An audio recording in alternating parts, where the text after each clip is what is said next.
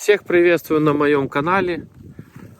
В очередной раз Passat дает о себе знать. Начала стучать многорычажная передняя подвеска. С нашими-то дорогами это понятно. Кто еще не знает, Passat B5 плюс многорычажная алюминиевая подвеска. Рычаги можно менять поодиночке. Не надо менять все комплектом, если где-то один или два рычага у вас начали подстукивать шаровые пальцы. Поэтому едем на СТО, меняем, в моем случае, два верхних левых рычага, шаровые пальцы оказались убитыми, и рулевые наконечники. Смотрим видео, что с этого получилось.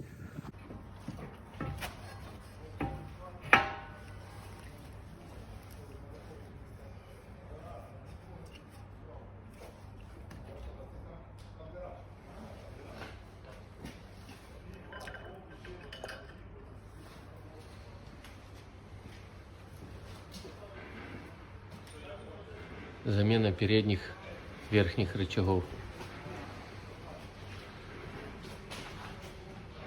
Кстати, чтобы их поменять, надо снять стойку в сборе.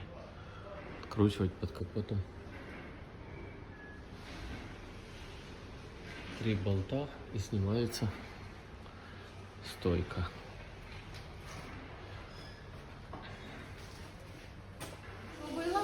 Также меняем с левой стороны, поменяли рычаги 2 и меняем рулевые наконечники с обоих сторон.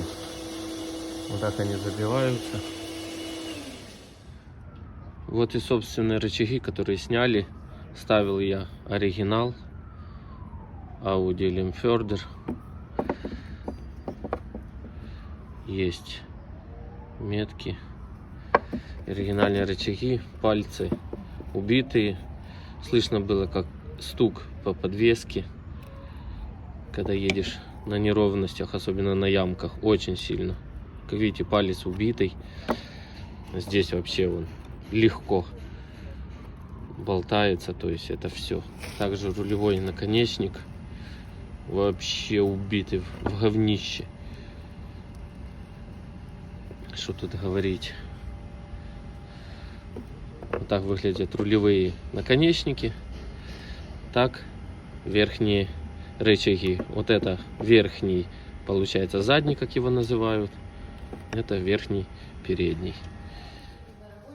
С правой стороны рычаги еще в нормальном состоянии. Наконечник меняем.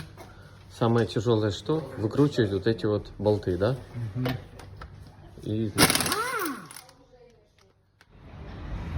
И, естественно, после всех проделанных работ по подвеске заезжаем на развал схождения, дабы не сожжало резину.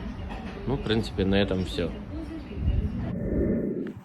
Если у вашего Passat вышел из строя один из рычагов, желательно его как можно быстрее заменить, потому что нагрузка идет на остальные целые рычаги больше. И, соответственно, убиваются остальные рычаги. Поэтому, чем быстрее, тем лучше его заменить. Менять всю подвеску, все рычаги гамузом, это очень сильно вам ударит по кошельку. Поэтому этого делать просто не стоит. Все. Всем ровных дорог и до новых видео.